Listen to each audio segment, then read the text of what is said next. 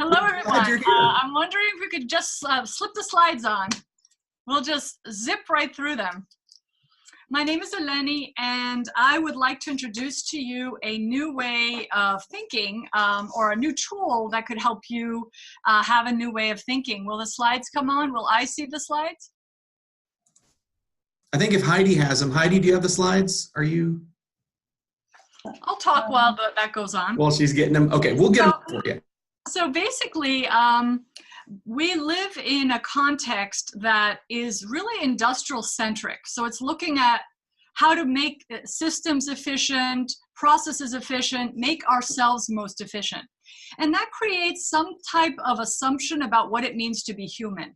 Now, in the education system, we are taught to be good, to be proper, and that good is determined by what society determines as good. So good student, don't speak out of turn, you know, creativity not very much encouraged, all the kinds of things that are, you know, focused on in the class, okay?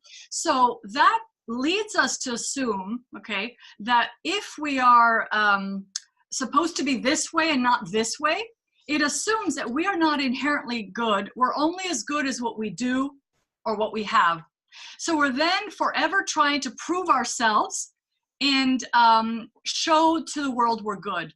This is what creates the problems in the organizational world. So human-centric leading, if we want to like speed down maybe to the next slide, maybe to the third or fourth slide.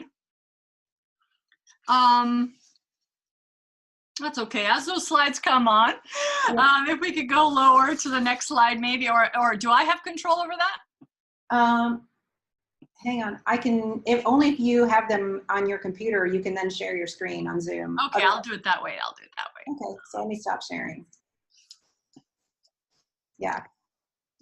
And everybody, we'll go ahead and leave the question tab in Slido open. If you want to ask questions during the presentation, you can also vote for those. And if we have time at the end, we'll grab some of them. But thank you. Yeah. So can you see my screen? No. No, we can't see it yet. All right. You see you. You see me, not my screen. I'm going to fix that in a minute. All right. There we go. Okay. Yes, we got you. We will adapt to problems. Okay. So basically what the, you know, I'll share these slides with you so you can go through them, but basically what we come out of school as a society is that people are kind of replaceable cogs in a wheel who go into a system and help the system become more efficient or more interesting. We are of a system where we think logic is the only intelligent way of thinking, and it downplays emotions, even though emotions are what make us human. It focuses the system on processes and needs, and the new perspectives we have are how do we make the systems more efficient?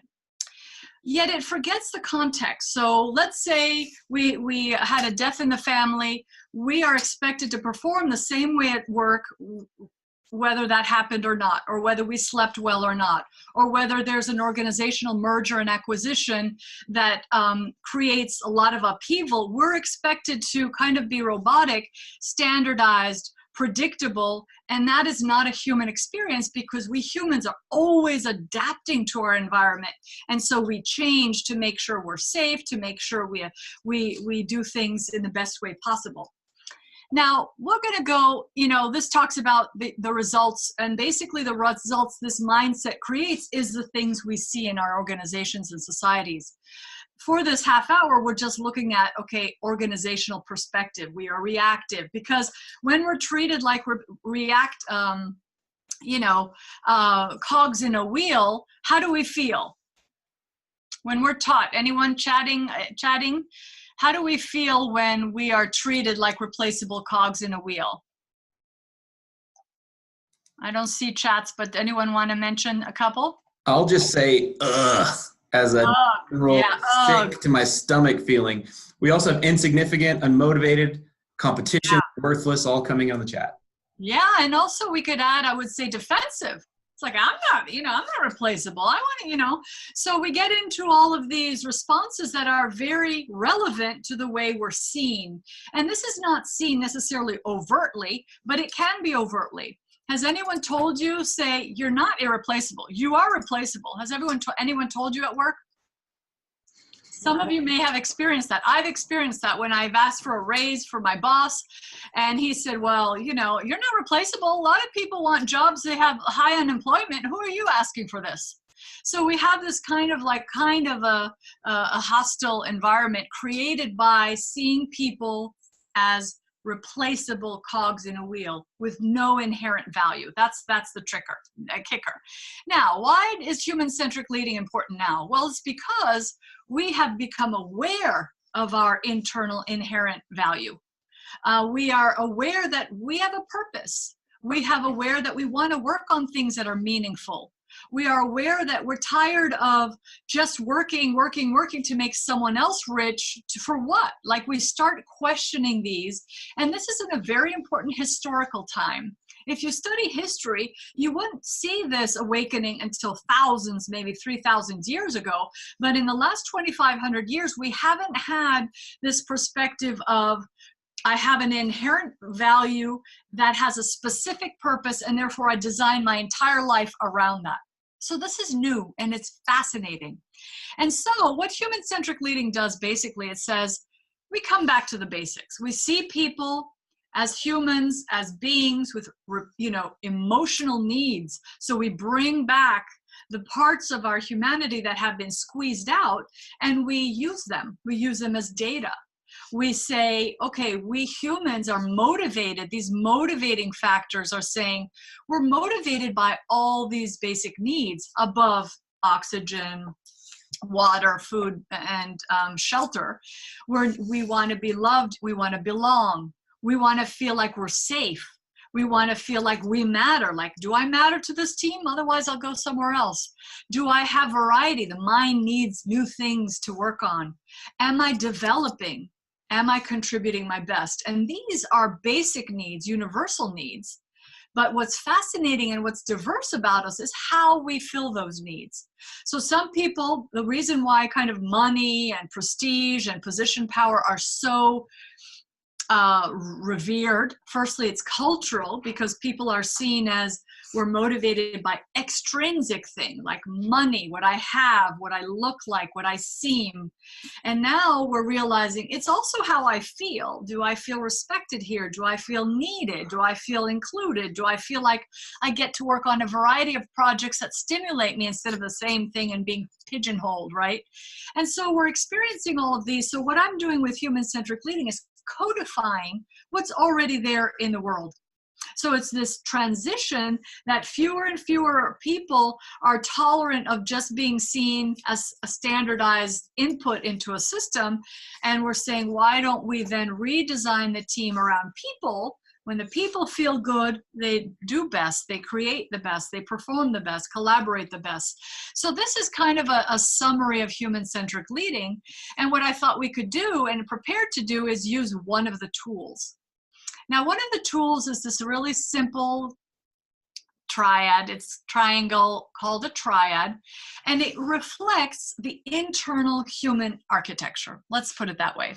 When we think, we assume, we believe, we value, we judge. Maybe judging is a behavior. When we feel, feelings and emotions, let's say they're the same for our discussion. And those are linked to specific behavior. So what this does is we could use it as a triad. We could also call it a mindset. And we could say, okay, for everything I feel, and if you read the work of the book called Thinking Fast and Slow, it's a tome though, but it reflects the Nobel laureates' research saying, wow, there are two types of thinking, at least. Researchers in the 70s came up with all kinds of, Gardner, his name is Gardner, he studied all types of thinking, like spatial thinking, natural thinking, intrapersonal thinking, interpersonal. But Kahneman said in his Nobel Prize summary book is saying we think emotionally and logically. The fast one is emotional. The slower one is thinking. That goes opposite to what we've been taught for centuries. So we're getting all this amazing research about the brain, about how things work, what are emotions chemically, biologically, neurologically, psychologically. And so basically what this does is narrow everything down, distill it, and say, okay, we feel about things. So let's say say it again? No. Let's say we want to ask for a raise.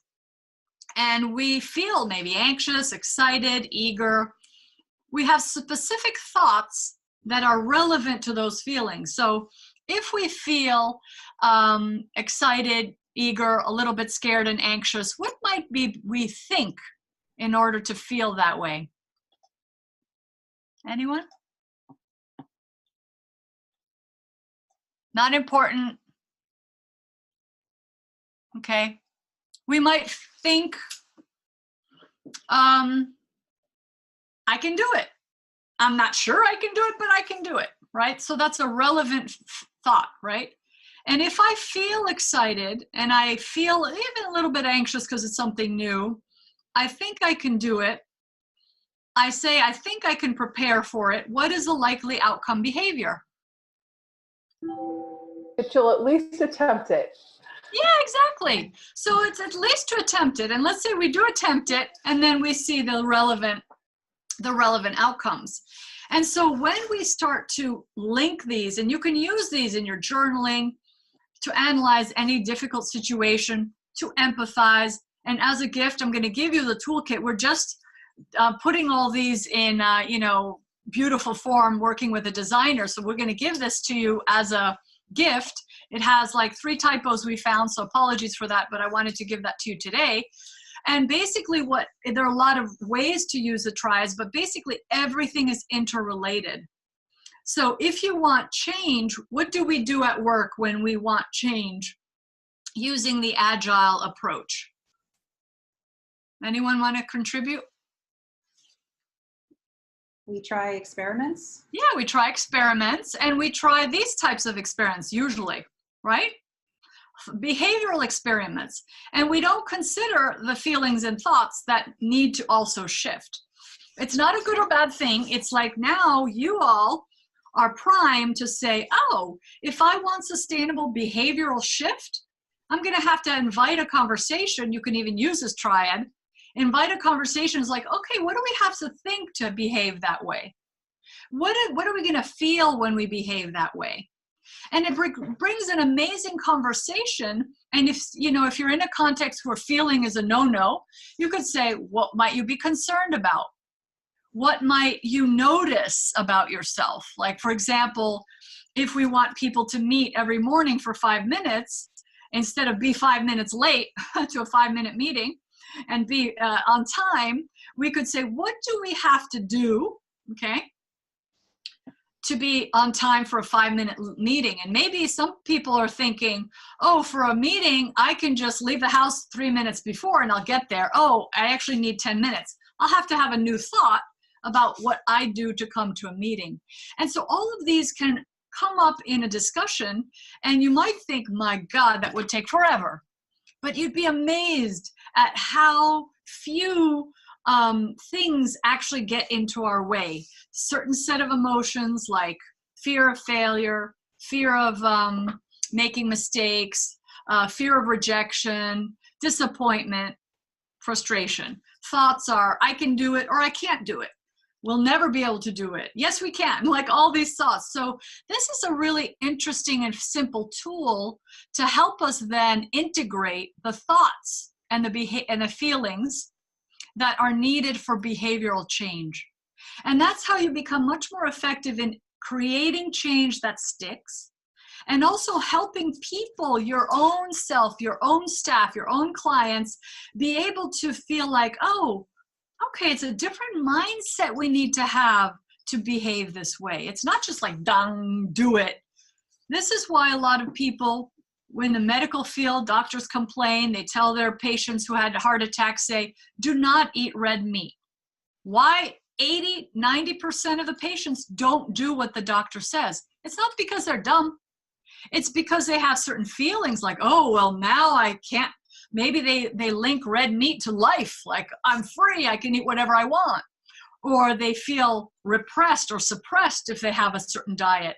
So we have to look at each of these if we want really to have sustainable change. Make sense? Yeah. Now, since we have like 10 minutes, let's maximize it. Let's use another example that we can draft by ourselves, and I'll lead us, that we can say another example of a challenge that you often face that we can create a triad for, like the beginning triad and then the end triad or desired triad. Anyone want to share, like in addition to not coming to meetings on time and doing experiments, what other problem or challenges frequent? I think maybe solving some conflict within the teams. Excellent, excellent. Solving conflict. So let's pretend let's make a collective triad.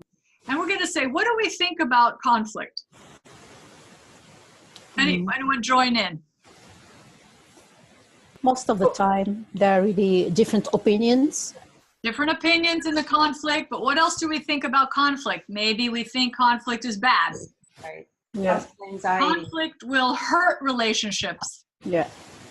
Avoid it at all costs. Avoid it at all costs. Yeah. Conflict is not professional. Conflict is not professional.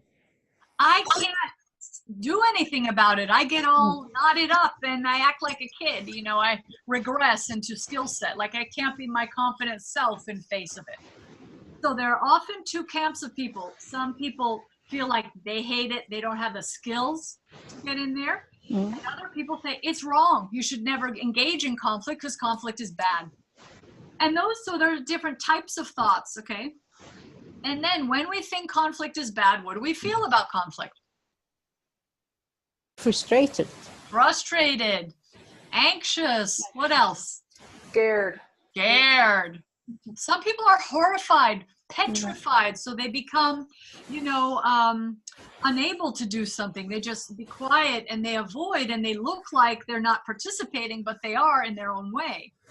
We can become feeling weak, like I'm powerless here. I don't know how to face this anger and frustration from everyone. Haven't we been in team meetings where there's like everyone is so frustrated, we can't think? Yeah. And so that is associated. So imagine we think that way, we feel that way. What are we going to do when we think those ways and we feel those ways? Avoid it. Avoidance. Yeah. Maybe, say it again. Shut down. Shut down, avoidance. We might try something little and then, you know, move away quickly. Some people are very confrontational and they think, okay, I'm just going to face it. Some people say I'm direct. And direct means, I guess, rude in some people's minds, or say whatever's on your mind, and then they go very aggressive toward it, saying, well, this is the way it's going to be, or I'm more experienced, or we're going to go that way because we've done it and it worked before. You know, someone may take that stance. And all of these behaviors come from a different mindset. So we're going to use this as a mindset, even though it has behavior. Usually a mindset is a thought and feeling, but we're going to simplify. Okay, so now let's say we all want to be able to face the frustration of our clients and or colleagues, and we want to be able to move toward conflict, not to confront it, but to unravel it, right? So what mindset, if we go and we want to be empathic and we want to find out what is really underneath people's frustration, right? Because conflict is about, you know, different ideas. And if people respect each other, that's called creativity, right? The conflict is called creativity. If they say nasty things or they kind of use hierarchy or dominance, that's called destructive conflict, you know, something that we don't want and that hurts us. It doesn't help us. The arguing about which approach is right if we respect each other's opinion, that's the creative aspect which helps us. Destructive side hurts us. So what might we have to think about conflict without even touching the content of the conflict? What mindset do we need to approach conflict in a very new way? Let's say we want to feel empowered. So if we want to feel empowered, what do we have to think? I think that you should find the cause of that. Okay, find the Think cause. about what drive that people to go that way. Excellent. So find the cause of the conflict. So already I have a specific thought or behavior when I feel empowered. What if I feel calm? What would I do if I feel calm, or what would I think? I mean, calm during conflict, you mean? Yeah, in face of conflict. Let's say you as coaches, an upcoming meeting is going to be conflictual. What mindset do you use to bring to that meeting so that you can face and respond to conflict in a new way? One is to say, okay, I'm okay. That's a new thought. I'm okay. We're all okay. This may take an hour. It may take 3 weeks. We're okay. I'm empowered. I feel empowered. I feel okay, safe, which means safe. I feel calm. I might think, let me ask people, what's the cause of that? Like, what do they think? All right. What else might I think in order to feel calm or empowered? Is it something as simple as realizing that it's not, conflict doesn't have to be destructive? Like Absolutely. Absolutely. Conflict doesn't need to be destructive. We put it there. You could even say, how can I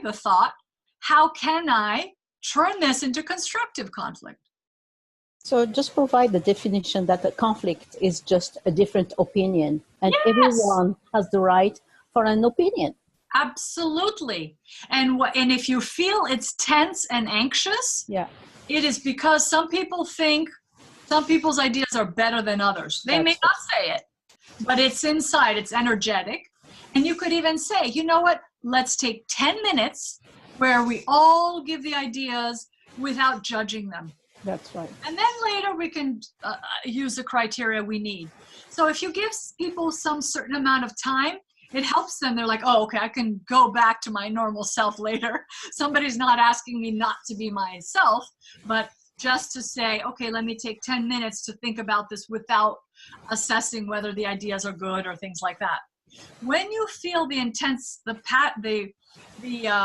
energy is intensive but excited, that's often the constructive side, where people are just like, no, my idea is better. No, but I have that. Some people can get animated, and it can get, like the power of who speaks louder. But that's a different energy than the people who actually think some ideas are stupid and some ideas are good. And that is what creates the destructive conflict. This feeling that there's something better, someone knows better. There's one way to do things, not many ways, right? So notice that if we feel calm and we're thinking, I'm okay, I can find the cause of the conflict. I can share with everyone, this is good that we have different opinions, but we can all listen to everyone and use certain criteria to assess them. We're going to have specific behavior, right? We're already in the conversation, talking to people, facing people, asking them, what are you thinking about this situation? Because some people say there's only one way to go. That's the industrial model. There's only one right answer, and all of us have to find that right answer to be safe. But actually, our world is showing us there's so many answers. You go to 12 cardiologists, they will give you 12 opinions, which shows you could do it this way, you could do it that way, you could do it that way, you could do it that way. But that's not our training.